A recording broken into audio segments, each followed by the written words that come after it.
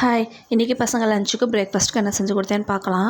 Lemon சாதம் செஞ்சு ரொம்ப நாள் ஆச்சு. அதனால் பசங்களுக்கு இன்றைக்கி லெமன் சாதம் செஞ்சு கொடுத்துருந்தேன். இதுக்கு ஒரு கடாயில் 3 ஸ்பூன் அளவுக்கு எண்ணெய் சேர்த்து, 1/2 ஸ்பூன் கடுகு, 1/2 ஸ்பூன் கடலைப்பருப்பு சேர்த்து நல்லா பொரிஞ்சதுக்கப்புறம் 3 மிளகாய் வத்தலை கிள்ளி சேர்த்துருக்கேன். கொஞ்சம் கருவேப்பிலையும் சேர்த்து நல்லா பொரிஞ்சதுக்கப்புறம் ஒரு லெமனோட சாறு சேர்த்து, அது கூட 1/2 ஸ்பூன் மஞ்சத்தூள், 1/2 ஸ்பூன் பெருங்காயத்தூள், தேவையான அளவுக்கு உப்பு சேர்த்து நல்லா கொதி வந்ததுக்கப்புறம் வேக வச்ச சாதத்தில் அதை கொட்டி நல்லா கலந்து விட்டுருங்க. அவ்வளோதான், லெமன் சாதம் ரெடி ஆயிடுச்சு.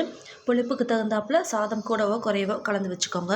இதுக்கு சைட் டிஷ்ஷாக சேனக்கிழங்கு இருந்ததுனால சேனக்கிழங்கு ஃப்ரை செஞ்சு கொடுத்துருந்தேன். ரெண்டுக்கு காம்பினேஷன் ரொம்பவே சூப்பராக இருக்கும். நைட்டே பணியாரத்துக்கு மாவு அரைச்சி வச்சுருந்தேன். அதனால் மார்னிங் பிரேக்ஃபாஸ்ட்டுக்கு பணியாரம் தான் செஞ்சு கொடுத்துருந்தேன். இந்த பணியாரம் செய்ய ரொம்பவே ஈஸி. பச்சரிசி எதுவுமே சேர்க்காம 2 கப் இட்லி அரிசி, 2 ஸ்பூன் வெந்தயம் மட்டும் சேர்த்து 4 மணி நேரம் நல்லா ஊற வச்சதுக்கப்புறம் மிக்ஸி ஜாரில் சேர்த்து கொரப்பாக அரைச்சி ஓவர் நைட் புளிக்க வச்சுக்கணும். மார்னிங் இனிப்புக்கு தகுந்தாப்புல வெள்ளத்தோட 4 ஏலக்காய் தட்டி போட்டு நல்லா கரைச்சிட்டு இந்த மாவோட சேர்த்து நல்லா கலந்து விட்டுட்டு பணியாரக்கெல்லாம் மாவு ஊற்றி எடுத்தால் பணியாரம் ரெடி ஆயிடுச்சு. இந்த லஞ்சும் பிரேக்ஃபாஸ்ட்டும் பிடிச்சா மறக்காமல் ஷேர் பண்ணுங்கள். நாளைக்கு இன்னொரு வீடியோட சந்திக்கிறேன். டாடா பாய்.